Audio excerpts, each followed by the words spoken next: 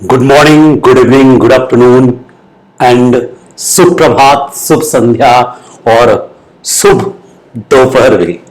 आप जिस समय भी इस वीडियो को देख रहे हैं, सुन रहे हैं, समझ रहे हैं, आपको एक बात स्पष्ट कर दूं कि हाईली प्रोफेशनल तरीके से आप बीपीएससी परीक्षा को समझना प्रारंभ कर रहे हैं।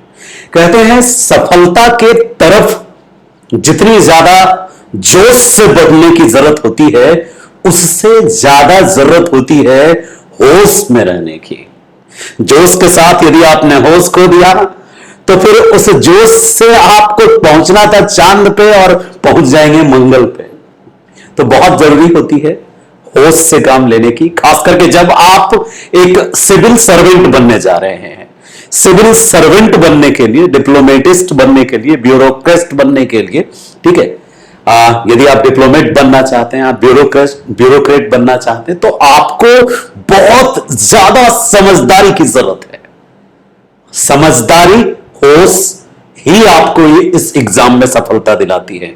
हां, जोश का एक रोल है, लेकिन उनको है जिनकी बैटरी बात बात पे डिस्चार्ज हो जाती है, यानी कि जिनके अंदर उत्साह की कमी है, उनको उत्साह दूसरे से लेना पड़ता है। तो मैं यहां समझदारी की बात करने आया हूं, यानी सफलता की पहली सीढ़ी चढ़ाने आपको आया हूं। यदि आप बीपीएससी टारगेट कर रहे हैं, Bihar public service commission target कर रहे हैं, तो पहला स्टेप क्या है? पहला स्टेप है सिलेबस को समझना।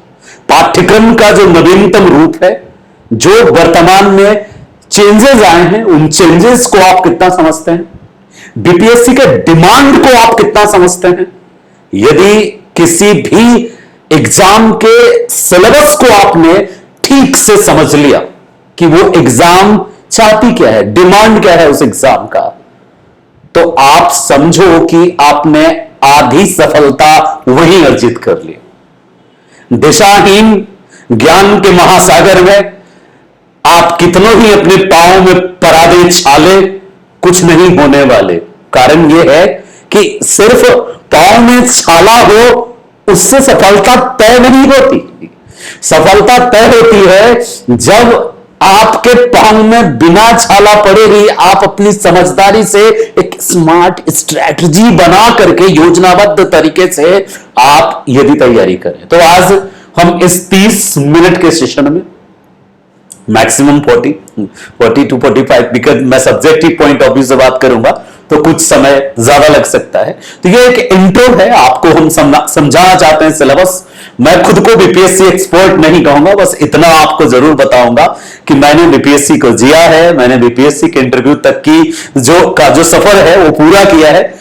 59th वाला जो था, 59वीं वाली जो बीपीएससी थी, उस बीपीएससी में मैंने इंटरव्यू दिया। किसी कारणों से कुछ गलतियां की थी मैंने, जिससे अंक उतने नहीं आए जिससे मेरिट में मेरा नाम हो पाता। फिर मैं इधर दिल्ली विश्वविद्यालय में शामिल हुआ और खुश हूं। लेकिन एक कसक सी है कि बीपीएससी में मेरे अपने छोटे भाई बहन जिनको समस्या है, उनका मार्गदर्शन करके मैं उस कसक को पूरा करूं। आइए समझते हैं बीपीएससी ने नवीनतम क्या परिवर्तन लाया है अपने सिलेबस में। यदि आप पुराने खिलाड़ी हैं तो आपको ये बहुत ज्यादा जरूरी है समझना कि 2023 में हम बात कर रहे हैं, तो 2023 में बीपीएससी के पाठ्यक्रम में किस प्रकार के चेंजेस आए हैं, परिवर्तन आए हैं, और सिलेबस क्या है, हमें खुद को किस तरीके से प्रिपेयर करना है। यदि आप 70वीं बीपीएससी टारगेट कर रहे हैं तो भी आपके लिए यह वरदान है ये क्लास। यदि आप बिल्कुल फ्रेशर हैं, जिनको कि बीपीएससी के सिलेबस की प्रॉपर समझ नहीं है, तो उनके लिए भी है क्लास। और जो समझदार हैं, जिन्होंने बीपीएससी दिया भी है, तो जो नए चेंजेस आए वो इस क्लास से समझ सकते हैं। देखिए, नॉर्मली सबको पता है कि जो बीपीएससी की चयन प्रक्रिया है वह यूपीएससी के तर्ज पर 3 चरणों की चयन प्रक्रिया है। प्रारंभिक परीक्षा है, मुख्य परीक्षा है और साक्षात्कार है। प्रारंभिक परीक्षा एक प्रकार की छटनी है, ये एक प्रकार की छटनी है। इसमें जो नॉन सीरियस एस्पिरेंट्स होते हैं, नॉन सीरियस एस्पिरेंट जो होते हैं, उनको छांटती है बीपीएससी।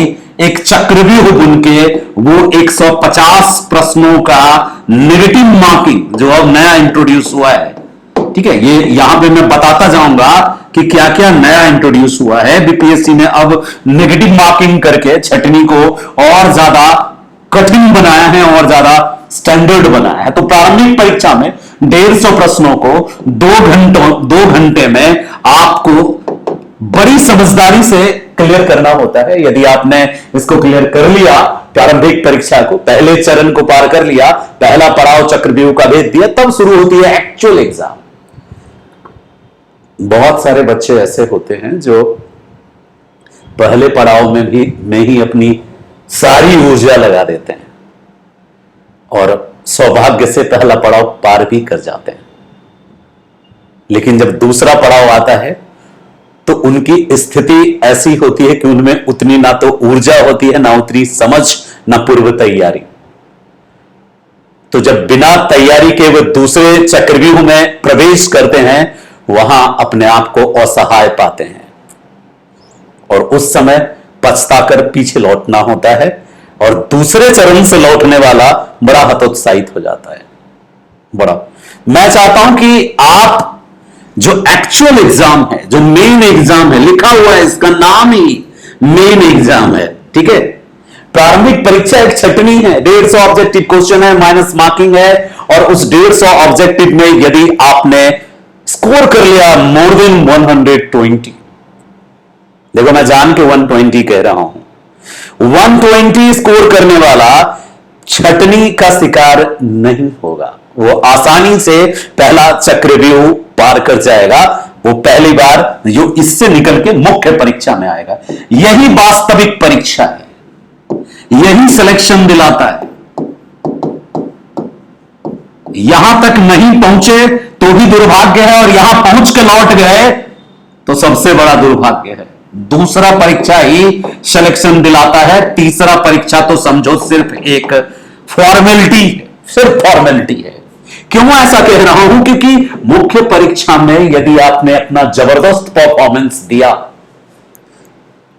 आजकल मोटिवेशनल गुरु जो हैं कलम की ताकत पर बहुत जोर देते हैं। कलम से क्रांति, कलम में धार कर दो, कलम में तेजी ला दो। देखो, कलम में धार करने से कुछ नहीं होगा, चिंतन में धार लानी होगी। जो तुम्हारी थिंकिंग कैपेसिटी है, तुम्हारी जो अंडरस्टैंडिंग कैपेसिटी है, जो तुम्हारी समझदारी है, किसी मुद्दे की कितनी समझ बनी है तुमको, वो आएगा तब मुख्य परीक्षा निकलेगा। क्योंकि मुख्य परीक्षा में आपको अपने मस्तिष्क के सारे चिंतनों को ही स्पष्ट करना पड़ता है। कोई रटा रटाया वाला काम नहीं है। वहां निबंध लिखना है और लंबा चौड़ा निबंध लिखना है, 7-8 पेज का लिखना है, मतलब 5-6 पेज तो लिखना ही है। और जब किसी एक अननोन से मुद्दे पर 5-6 पेज लिखना हो तो सब कुछ बाहर आ जाता है। मस्तिष्क में जो भी चल रहा है वो सब ऑटोमेटिकली बाहर आ जाता है। निबंध इज अ नार्को टेस्ट। निबंध जो है परीक्षार्थी का, अभ्यर्थी का एक नार्को टेस्ट है। उनके मन मस्तिष्क में जो चल रहे होते हैं उन विचारों को आसानी से एग्जामिनर समझ लेता है। निबंध सीखने वाली चीज है, निबंध लिखने के लिए। तो चलिए मुख्य परीक्षा पे बात करेंगे। और तीसरा चरण जो है साक्षात्कार। जो बालक, जो छात्र छात्रा मुख्य परीक्षा में अच्छा परफॉर्मेंस दे देता है, उसके लिए साक्षात्कार सिर्फ और सिर्फ उसकी पर्सनालिटी के वीक पॉइंट और स्ट्रॉन्ग पॉइंट को समझने के लिए बनाया गया एक तरीका है, एक खास तरीका है बीपीएससी का, जिसमें वो आपके व्यक्तित्व के वीक पॉइंट और स्ट्रॉन्ग पॉइंट को अंडरस्टैंड करने की कोशिश करता है कि रियल में कॉमन सेंस भी है आपको, या जो आपने लिखा है वो एक संयोग था कि ऐसे प्रश्न आए थे, आपने तैयार कर लिया और लिख डाला। कभी कभी ऐसा भी होता है कि कुछ ऐसे प्रश्न होते हैं मुख्य परीक्षा में जिसकी संभावना हम जैसे जो गुरुजन हैं, छात्र हैं, शिक्षक हैं, वो बताते हैं और संभावित प्रश्न आ जाता है और आप बने बनाए फॉर्मेट को लिखाते हैं। तो एक बार फिर से आपको एक ठोक बजा के यहां देखने की कोशिश करता है कि आपके पास प्रत्युत्पन्न मतित्व क्षमता कितनी है, प्रेजेंस ऑफ माइंड कितना है। ऐसे क्वेश्चंस यहां के अंक उतने महत्वपूर्ण नहीं है, फिर भी रैंकिंग में बड़ा काम कर जाता है। रैंकिंग में आपका जो रैंक है उसको इंक्रीज करने में ये एक बेहतरीन कार्य करता है, वो है इंटरव्यू। आज इस पाठ्यक्रम विश्लेषण में, नवीनतम पाठ्यक्रम विश्लेषण में हम बीपीएससी के जो नवीनतम पाठ्यक्रम है उसके एक एक बिंदु पर विस्तार से प्रकाश डालेंगे और आप उसको समझेंगे, आत्मसात करेंगे। ठीक है, तो 3 चरणों की परीक्षा है। पहला चरण है प्रारंभिक परीक्षा, 150 प्रश्नों का, एक तरह का छटनी है जिसमें कुछ जो प्रश्न है उनके 4-5 विकल्प दिए जा रहे हैं। अब कई बच्चों के मन में प्रश्न उठता है कि 5वां विकल्प हटेगा या नहीं। देखो, यदि अच्छी तैयारी किया जाए तो 5वां विकल्प तुम्हारा कुछ नहीं बिगाड़ सकता। बिल्कुल भूत पिशाच निकट नहीं आवे, महावीर जब नाम सुनावे वाला हालत होगा। यदि अच्छी तैयारी है, स्मार्ट स्ट्रैटेजी के साथ आपने तैयारी की है तो 5वां विकल्प से डरने की जरूरत नहीं है।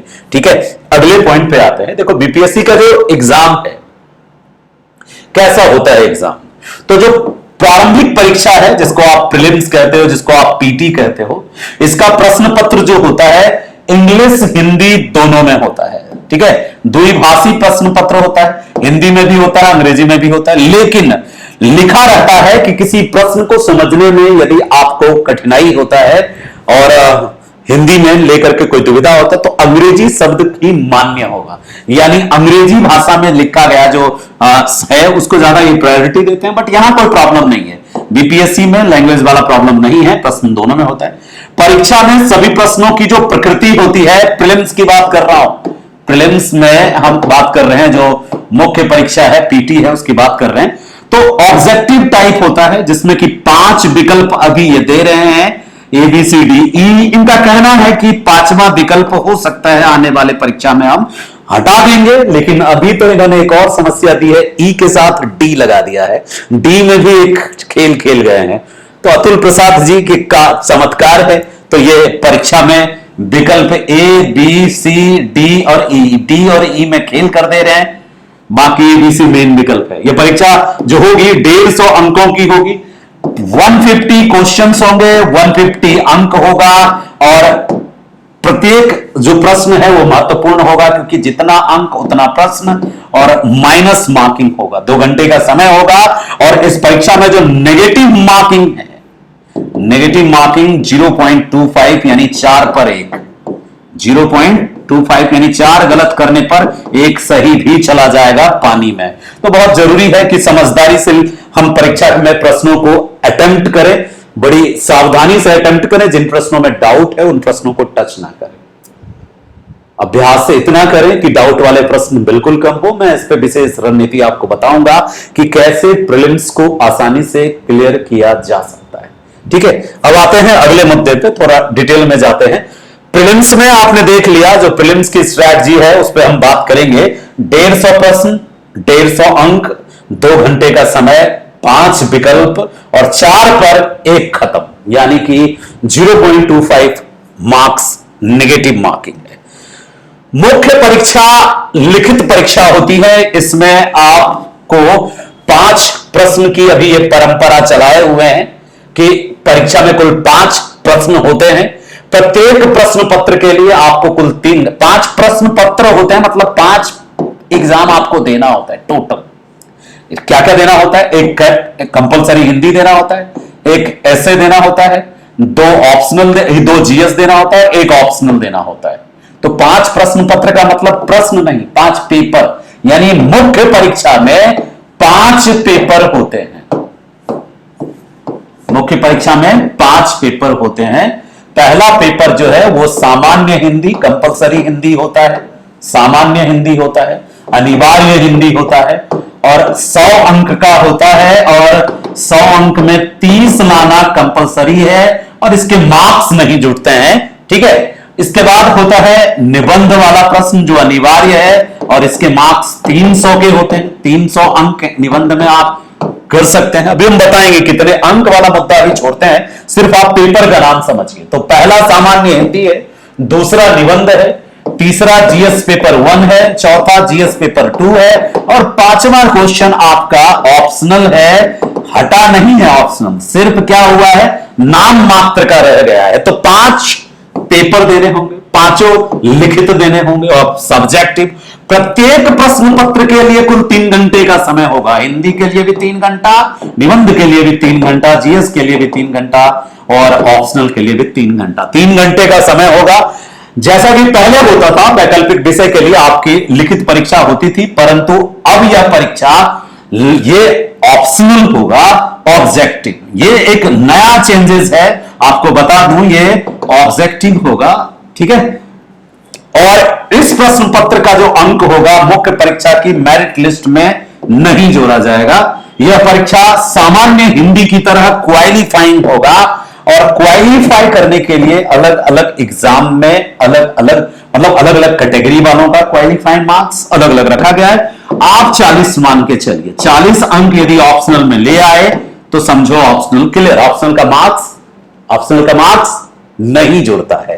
तो ये एक नया परिवर्तन है, ये अतुल बाबू का परिवर्तन है, जिन्होंने एक अच्छा कदम उठाया, ऑप्शनल का मार्केट खत्म कर दिया, ठीक है। धंधा पानी इसमें अब नहीं है। अब है 3 घंटा मिलेगा, ऑब्जेक्टिव क्वेश्चंस होंगे, और ऑप्शनल में नंबर ऑफ ऑब्जेक्टिव क्वेश्चंस कितने होंगे ये हम अभी बताते हैं आपको। तो ये 5 पेपर है मुख्य परीक्षा का, पांचों पेपर को ठीक से समझिए, ठीक है। कितने क्वेश्चंस होंगे ये भी हम बता देते हैं।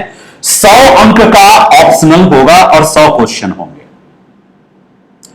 ठीक है। 100 अंक का ऑप्शनल होगा, 100 क्वेश्चन होंगे, और ऑप्शनल में भी माइनस मार्किंग होगा, याद रखिएगा। इसलिए ऑप्शनल में 40 नंबर लाने लायक आप में क्षमता होनी चाहिए। प्रत्येक के लिए 3 घंटा का समय होगा। निबंध 300 अंक, जीएस पेपर 300 अंक, सामान्य हिंदी सामान्य अध्ययन जीएस पेपर 1 300 अंक, सामान्य हिंदी क्वालिफाइंग होगा, 100 अंक का होगा, और 100 अंक में 30 लाना अनिवार्य होगा, ठीक है। कम से कम 30 अंक आपको आना चाहिए, ये अनिवार्य होगा। ये अभी हमने बात कर लिया। सबसे महत्वपूर्ण यही है, मोस्ट इंपॉर्टेंट, सारा खेल इस पे है। यदि मुख्य परीक्षा क्लियर हो गया तो समझिए कि आप कलेक्टर हो गए, आप डीएसपी हो गए, क्योंकि मुख्य परीक्षा में ही अधिकतम अंक आपने ले आया यदि, तो फिर इंटरव्यू में थोड़ा बहुत 19-20 भी चलता है। लेकिन यदि जैसे मेरा क्या था, मुख्य परीक्षा में जो अंक आए थे अधिकतम नहीं थे, एलएसडब्ल्यू जो था वो लेके डूब गया था, उसका सेकंड पार्ट, जिसके कारण ज्योग्राफी 2 ऑप्शनल हुआ करते थे उस समय, फिर ऑप्शनल के चक्कर में ही मेरे अंक थोड़े से रह गए। यदि एलएसडब्ल्यू को ठीक से तैयार किया होता, लोगों के कहने पे ले लिया, यहां मुखर्जी नगर में आईएएस की तैयारी कर रहा था तो लोगों ने बताया कि एलएसडब्ल्यू ले लिया, वहां गलती की। संस्कृत ले लिया होता तो ठीक होता, क्योंकि संस्कृत मेरा ज्यादा अच्छा था एज कंपेयर एलएसडब्ल्यू। लेकिन लोग सजेस्ट करते हैं ना, डोमिनेंट हो जाते हैं, छोटा सिलेबस होता है, ये वो दिस दैट। तो हमेशा ना ऑप्शनल उस समय था महत्वपूर्ण, अब तो महत्वपूर्ण ही नहीं है। ऑप्शनल हमेशा अपने मन से चुनना चाहिए, अपने अकॉर्डिंग चुनो, ज्यादा अच्छा है। निर्णय हमेशा खुद का होना चाहिए, बाहर का निर्णय नहीं होना चाहिए। मोटिवेशन हमेशा खुद का होना चाहिए। औरों का मोटिवेशन टेम्पररी होता है साहब, कुछ देर चलेगा और उतर जाएगा, ठीक है।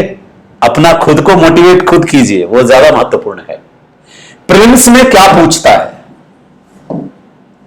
प्रीलिम्स में साइंस पूछता है, सामान्य विज्ञान के कम से कम 30 प्रश्न होते हैं, और आजकल प्रश्न का रूप ऐसे बांट दिया है कि बॉटनी से भी पूछता है, जूलॉजी से भी पूछता है, और फिजिक्स केमिस्ट्री तो इसका फेवरेट है। और एक और चीज जोड़ दिया, एनवायरमेंट, ये सारी चीजें इसके साथ जोड़ दिया। और ना साइंस टेक रिलेटेड क्वेश्चंस भी पूछने लगा है। भारत का डेवलपमेंट से क्वेश्चन पूछता है, राष्ट्रीय और अंतरराष्ट्रीय महत्व की घटनाएं, ये महत्वपूर्ण है, ये महत्वपूर्ण है। बिहार के इतिहास और भारतीय इतिहास से प्रश्न पूछता है। आजादी के बाद बिहार की अर्थव्यवस्था में बदलाव से प्रश्न पूछता है। भारत के स्वतंत्रता संग्राम से प्रश्न पूछता है। राष्ट्रीय आंदोलन में बिहार की भूमिका से प्रश्न पूछता है। कुछ मेंटल मैथ्स होते हैं जिसको रीजनिंग की कैटेगरी में रख सकते हैं। भूगोल पूछता है, बिहार का भूगोल पूछता है, और बिहार का इतिहास तो पूछा ही, भारतीय राष्ट्रीय आंदोलन में बिहार की भूमिका पूछा ही।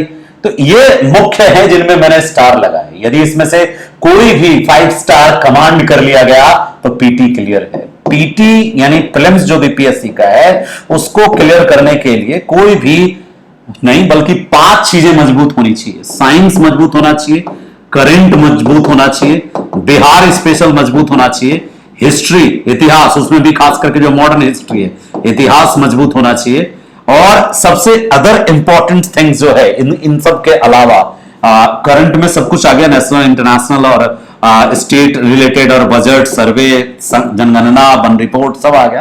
तो मेनली यही है। इसके अलावा आप थोड़ा बहुत देख सकते हैं तो पॉलिटी ज्योग्राफी जो है ये देख सकते हैं। हैं हल्का फुल्का, इसके गिने चुने क्वेश्चंस हैं, ज्यादा क्वेश्चंस नहीं आते हैं।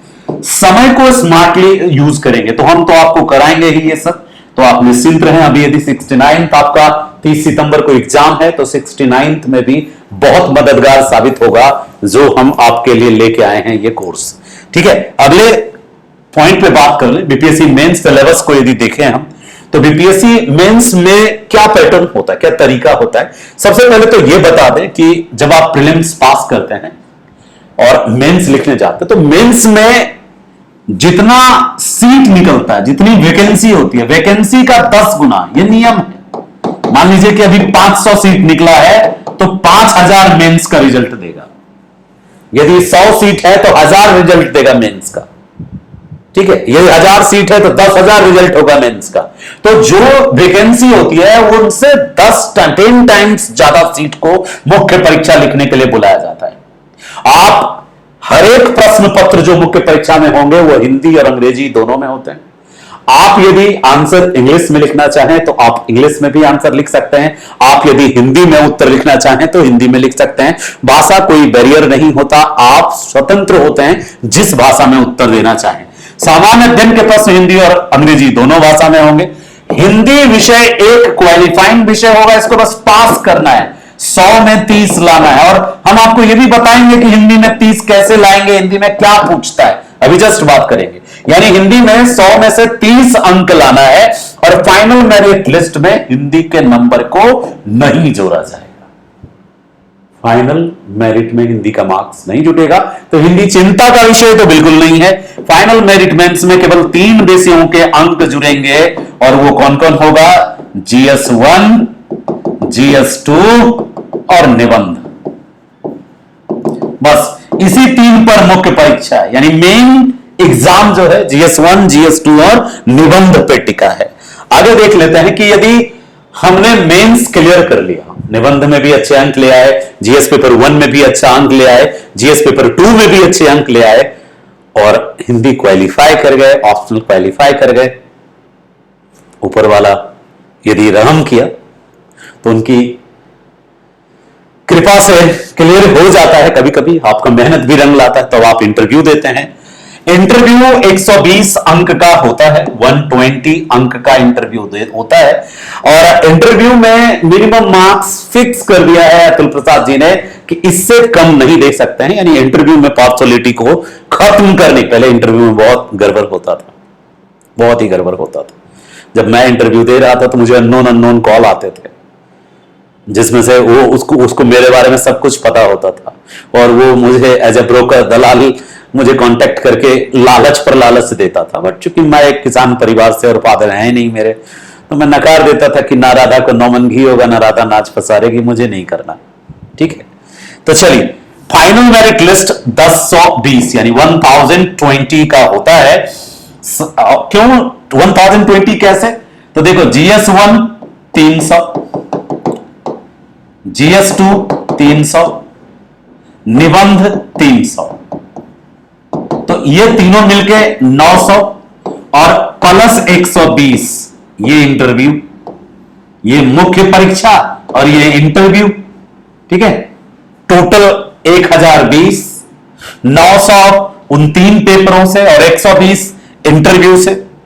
इंटरव्यू में वो क्या देखते हैं मैं बता सकता हूं, क्योंकि मेरा इंटरव्यू चला था 32 मिनट।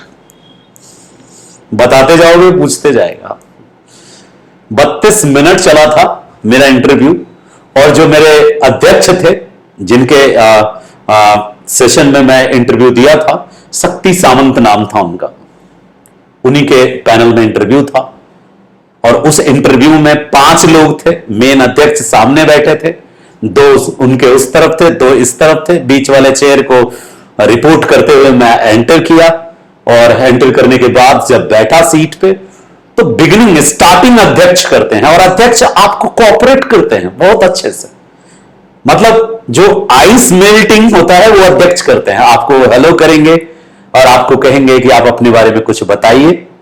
तो जब वो अपने बारे में कुछ बताइए कहते हैं दैट इज ट्रैप। यही सबसे ज्यादा ध्यान रखना पड़ेगा आपको, क्योंकि आपको ध्यान रखना होगा कि आप क्या बताने जा रहे हैं, क्योंकि वहीं से प्रश्न की शुरुआत होगी, वार्तालाप की शुरुआत होगी। यानी कमांड आपके हाथ में होता है, ट्रिगर आपके हाथ में होता है कि किस डायरेक्शन में फायर करवाना है क्वेश्चन। तो जब मैंने उनको बताया कि I am from Munger district, उसके बाद मैं समझ गया मुंगेर पे क्वेश्चन होगा, और एकदम जैसे ही मैंने माइक सेल्फ फिनिश किया, पहला क्वेश्चन मुंगेर से था। आप मुंगेर जिला के बारे में कुछ बताइए, आपका जिला क्यों फेमस है, क्या वो उसकी खासियत है, हिस्टोरिकल पृष्ठभूमि बताइए। तो मैंने मुंगेर का हिस्टोरिकल पृष्ठभूमि बताया, मुंगेर का मतलब बता दिया कि इसको पहले मुनिगृह कहते थे, फिर इसका नाम मुगदल मुनि के नाम से इसका नाम मुगदलपुर पड़ा, फिर मुगदलपुर पड़ा से मुंगेर हुआ, और मुंगेर से फिर ये मुंगेर हुआ। यानी मुनिगृह से मुगदलपुर, और मुगदलपुर से मुंगेर, और मुंगेर से ये मुंगेर हुआ। फिर और भी आपको बताया मैंने, पाल वंश के बारे में बताया, फिर जो वहां मुंगेर के जो किला का जो पुनर्निर्माण मीर कासिम ने किया था वो बताया, 1857 में मुंगेर शांत था ये बताया, और फिर मुंगेर के अदर एस्पेक्ट भी बताए। उसके बीच में ही उन्होंने टोक दिया, मुंगेर के बीच में ही। और फिर पूछा, आपने बताया कि आपने ग्रेजुएशन किया है और मास्टर्स किया है ज्योग्राफी में, फिर वो ज्योग्राफी पे शुरू हो गए। मैं आपको ये क्यों बता रहा हूं अपना अनुभव, आप सीखो कि इंटरव्यू का डायरेक्शन जो होता है, इंटरव्यू का जो दिशा होता है, वो आप खुद ही तय करते हो। मुंगेर बताया तो मुंगेर से पूछेगा, आपने बताया ग्रेजुएशन ज्योग्राफी से, मास्टर्स ज्योग्राफी से, या आप बताएंगे इंजीनियरिंग से, तो यदि उनको जानकारी होगी तो आपसे संबंधित चीजों को वो पूछेगा।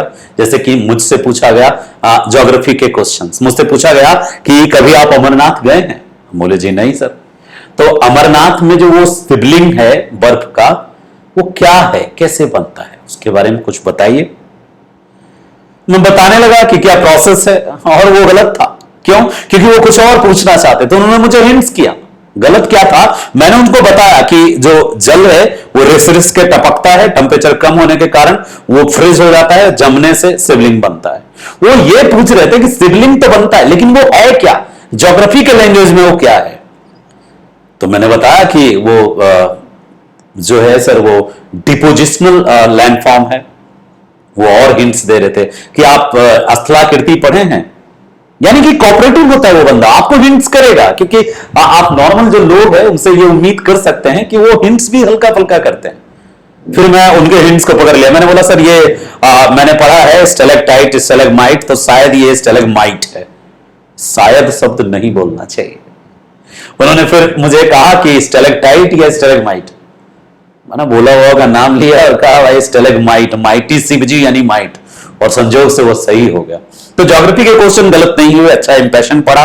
उनके वो जो एजेड पर्सन थे, सीनियर पर्सन थे, उन्होंने वेरी गुड कहा। फिर अगले की तरफ इशारा किया, अगला इकोनॉमिक्स का एक्सपर्ट था, उन्होंने मुझसे पूछा कि नेशनल इनकम जो होता है उसको कैसे कैलकुलेट करते हैं। देखो, ना तो मेरा इकोनॉमिक्स सब्जेक्ट था और ना ही मैंने उनको कभी बताया, क्योंकि मैं तो ज्योग्राफी का स्टूडेंट था, बट इवन देन उन्होंने मुझे नेशनल इनकम पूछा।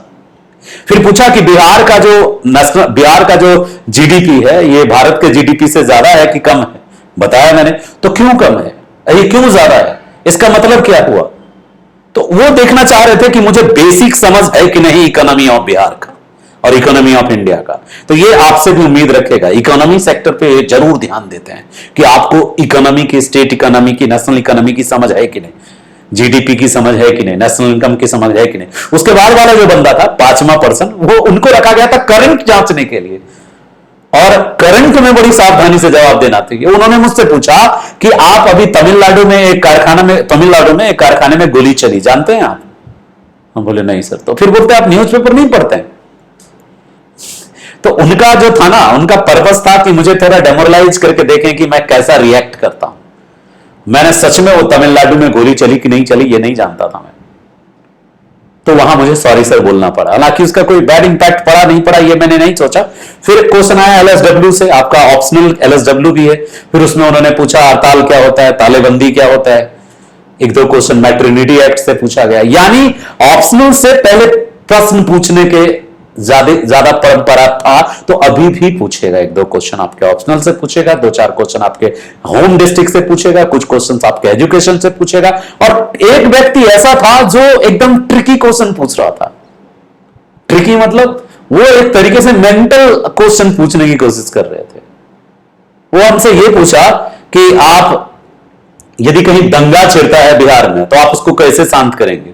तो हम चूंकि यूपीएससी को पढ़ाते हैं और यूपीएससी वालों से जुड़े हैं, यूपीएससी में ऐसे क्वेश्चंस पूछे जाते हैं, तो मैंने वहां पे कोशिश की कि उसी तरीके का डिप्लोमेटिक आंसर दें। तो इस तरीके से इंटरव्यू हुआ था। तो इंटरव्यू जो है 120 अंक का होता है और आपको उसमें अंक मिल जाते हैं यदि आप नॉर्मल होते हैं, चेहरे पे स्माइल होती है और आप नर्वस नहीं होते हैं। आप ये सोच के इंटरव्यू देना है कि मेरा यदि मुख्य परीक्षा बहुत अच्छा गया है तो हम पूरा कॉन्फिडेंट होकर जैसे अपने फादर से बात करते हैं, जैसे अपने टीचर से डिस्कस करते हैं, वैसे डिस्कस करेंगे। और जितना अच्छा डिस्कस करेंगे, हेल्दी डिस्कस करेंगे, उतना बेहतर इंपैक्ट पड़ता है। फैक्ट में मैनिपुलेशन से बचना चाहिए क्योंकि वो लोग मजे लोग होते हैं, आपका फैक्ट मैनिपुलेशन वो पकड़ लेंगे, तो कोई मैनिपुलेशन नहीं करना चाहिए। आ जाइए अब और थोड़ा सा समझते हैं चीजों को। अब तक हमने क्या समझा? अब तक हमने समझा कि जो परीक्षा होता है 3 चरणों में होता है, पीटी, मेन और इंटरव्यू। पीटी में जो है 5 विकल्प अभी चल रहा है, 1 विकल्प हटने के चांस हैं, लेकिन रहे न रहे 150 क्वेश्चन होते हैं, 150 अंक होते हैं, माइनस मार्किंग 4 पर 1 है, ये समझा। फिर हमने समझा मुख्य परीक्षा में 5 पेपर होता है, 2 क्वालिफाइंग होता है, 3 पे रिजल्ट डिपेंड करता है, इसीलिए 3 या 900 का खेला है सारा। उसके बाद हमने देखा कि ये जो 3 है यानी जीएस पेपर 1, जीएस पेपर 2 और निबंध, इसी पे सारा दारोमदार और सारा खेल है। इसी का हम एक्सपर्ट भी हैं। हम आपको बता दें कि मेरी जो एक्सपर्टीज है मुख्य परीक्षा की है।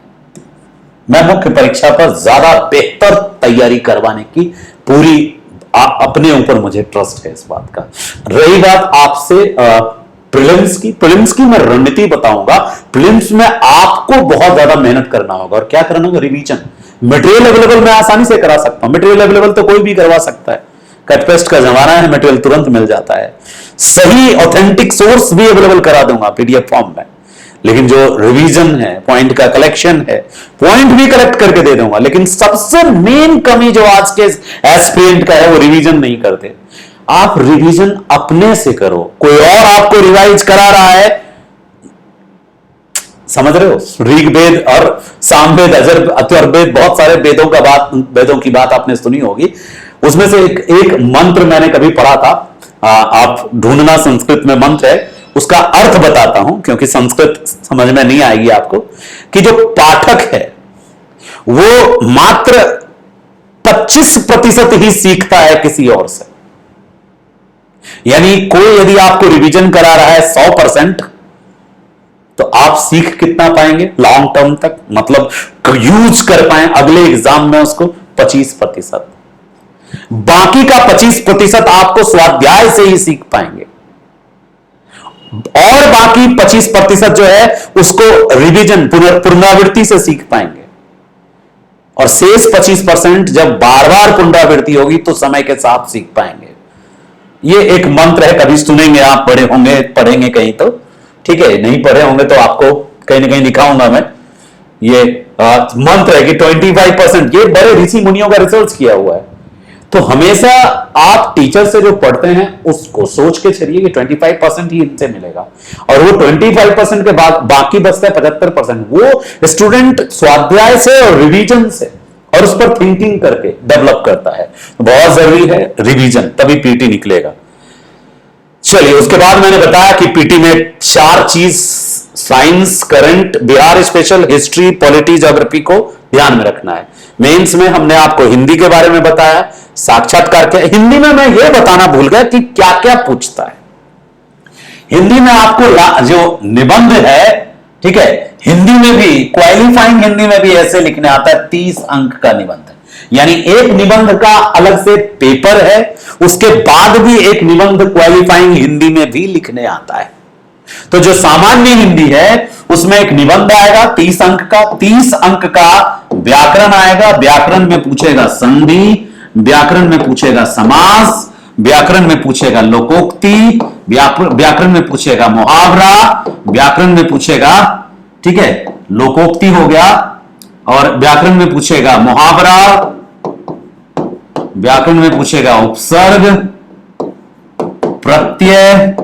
इन सब से मिला के ये 30 अंक का प्रश्न पूछता है। संधि, समास, लोकोक्ति, मुहावरा, उपसर्ग, प्रत्यय, कारक, इन सब से मिला के ये 30 अंक पूछता है। विपरीत शब्द भी पूछता है, समानार्थी शब्द भी पूछता है। अनेक शब्दों के एक शब्द ही पूछता है, लेकिन ये दोनों कंफर्म रहता है, ये तो फिक्स रहता है। वाक्य विन्यास से प्रश्न होते हैं 25 अंक के, और इसमें कारक बड़ा काम देता है, और संक्षेपण 15 अंक के होते हैं, प्रेसी राइटिंग जिसको कहते हैं। इतने में से सिर्फ 30 अंक आपको लाना है, जो अक्सर बच्चा ले आता है, फिर भी इसकी तैयारी हम कराएंगे आपको। अब बात आती है जीएस पेपर 1 में क्या सिलेबस है। जीएस पेपर 1 में मॉडर्न हिस्ट्री है, भारत का आधुनिक इतिहास। मैंने पूरा मॉडर्न हिस्ट्री पढ़ा दिया है यूट्यूब चैनल पे, वो आप देख सकते हैं। एक दो वीडियो अभी वो भी अपलोड हो जाएगा कल। बिहार में संथाल विद्रोह, बिरसा आंदोलन, चंपारण सत्याग्रह, भारत छोड़ो आंदोलन, भारतीय संस्कृति, मौर्य और पाल कला की विशेषता, देश की आजादी में गांधी, देश की आजादी में रविन्द्रनाथ टैगोर के विचार और नेहरू के विचार, गांधी के विचार, राष्ट्रीय और अंतर्राष्ट्रीय महत्व की घटनाएं। ये जो है करंट अफेयर्स का डिटेल सब्जेक्टिव ज्ञान देखना चाहता है।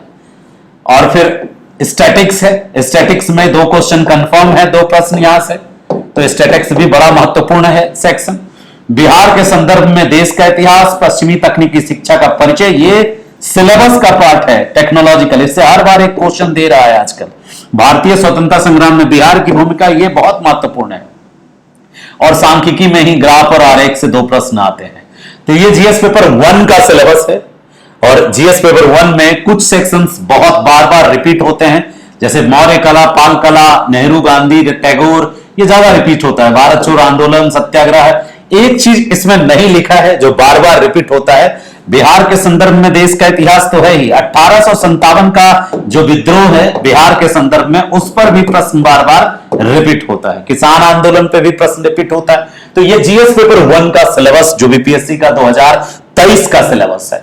ये है जीएस पेपर 2 का सिलेबस, जिसमें इंडिया की इकोनॉमी पढ़नी होती है, भारत का भूगोल पढ़ना होता है, भारत के विकास में विज्ञान और प्रौद्योगिकी की भूमिका। अभी तो इसरो इतना फेमस हो गया, चंद्रयान 1, चंद्रयान 2, चंद्रयान 3, तो ये साइंस एंड टेक्नोलॉजी वाला सेक्शन में बहुत जरूरी है ठीक से जानना। भारतीय राजनीति में जो बिहार की राजनीतिक व्यवस्था है, खास करके जो पंचायती सिस्टम है, उन चीजों पर ज्यादा फोकस करके समझदारी बनानी है। भारत और बिहार में भौतिक, आर्थिक और सामाजिक आधार पर जो प्रश्न बन सकते हैं, उनको भी जीएस पेपर 2 में सम्मिलित किया था। देखो, सबसे ज्यादा चैलेंजिंग जो होता है छात्र के लिए, जो चुनौती होती है, वो जीएस पेपर 2 ही होती है। शिक्षक भी जीएस पेपर 2 पे ही ज्यादा फोकस करने की कोशिश करते हैं, क्योंकि अंक उठाने में बच्चा यही पिछड़ता है। तो अंक ज्यादा लाना है तो जीएस पेपर 2 की एक अच्छी रणनीति बनानी होगी। इसके बाद का जो वीडियो मैं अपलोड करूंगा आपके इस ऐप पे, उसमें हम रणनीति बताएंगे कि जीएस पेपर 1 यानी पीटी की क्या रणनीति होनी चाहिए, उस पर एक पूरा वीडियो होगा 30-35 मिनट का। फिर जीएस पेपर 1 की क्या रणनीति होनी चाहिए, वो हम पूरा डिटेल में बताएंगे। क्या ऑथेंटिक सोर्स होना चाहिए, क्या क्या प्रश्न की तैयारी कैसे शुरू करना चाहिए जीरो से, ठीक है। जीएस पेपर 2 की भी रणनीति बताएंगे। निबंध के लिए भी कुछ प्रॉपर गाइडलाइन हम देंगे आपको, ताकि इसको फॉलो कर सके। तो ये है जीएस पेपर 2 का पूरा सिलेबस। इसके बाद निबंध का कोई पार्टिकुलर सिलेबस नहीं है। निबंध 3 खंडों में है। एक खंड जो है वो फिलोसॉफिकल निबंध का होगा, दूसरा खंड जो होगा वो पूरा का पूरा करंट से रिलेटेड होगा, तीसरा खंड बिहार से रिलेटेड होगा निबंध में। तो यह है पाठ्यक्रम विश्लेषण जो मैंने कोशिश की आपको समझाने की। उम्मीद करता हूं कि आपको इतना समझ में आ गया कि 2023 का बीपीएससी का पाठ्यक्रम क्या है। धन्यवाद सुनने के लिए मुझे। और आपका जर्नी यहां से स्टार्ट होता है। आपको कोर्स जितना भी मैंने डिजाइन किया, जैसे अभी ये फाउंडेशन बैच का है, आप यदि 69 भी टारगेट कर रहे हैं तो उसमें भी अभी इसके बाद वाले जो क्लासेस होंगे आपके काम के होंगे। और बहुत जल्दी सारे क्लास आपको अपलोडेड मिलेंगे। तो जो रिकॉर्डेड क्लास है वो आपको 10 से 15 दिन के अंदर चैनल पे सब उपलब्ध कराने की कोशिश करूंगा। चाहे मुझे दिन भर रिकॉर्ड करना पड़े या रात भर रिकॉर्ड करना पड़े, फटाफट रिकॉर्ड करके डाल दूंगा। मुझे अनुभव बहुत लंबा है बीपीएससी का, खुद का भी अपना एग्जाम तक जाके देने का अनुभव है। मैं आपसे अपने इंटरव्यू का वो दर्द दास्तान तो शेयर किया ही, इंटरव्यू के कुछ अपने मॉन्यूमेंट्स भी हैं जो इंटरव्यू लेटर है, संभाल के रखा है मैंने, वो कभी दिखाऊंगा आपको। चलिए मिलते हैं आपसे अगले रिकॉर्डेड वीडियो में जो आपको ऐप पे अवेलेबल होगा। ये वीडियो मैं चैनल पे भी डाल दूं ताकि जो बच्चा अभी सोच रहा है, सपना देख रहा है बीपीएससी के एग्जाम का, वो समझे कि एग्जाम क्या है। जाते जाते सिर्फ एक बात कहूंगा, किसी भी एग्जाम में, चाहे आईएएस का एग्जाम हो या बीपीएससी का एग्जाम हो या उत्तर प्रदेश का एग्जाम हो, पहला स्टेप है पाठ्यक्रम को समझना, खुद से, टीचरों से पाठ्यक्रम को बेहतर तरीके से छाप लेने का है, इधर ओठस्थ कर लेना है सिलेबस के एक एक चीज को। एंड देन दूसरा स्टेप है क्वेश्चन बैंक का। ये दो स्टेप पार किए बिना यदि आप सीधे चले जाते हो तैयारी में तो आप गलती कर रहे हो। तो जरूर देखना इसको। फिर मिलते हैं हम आपसे। Thank you so much. अपना ख्याल रखिए और तैयारी में खुद को मोटिवेटेड खुद करते रहिए, ठीक है, क्योंकि आपका मोटिवेशन आपको लॉन्ग टाइम तक मोटिवेटेड रखेगा। Thank you.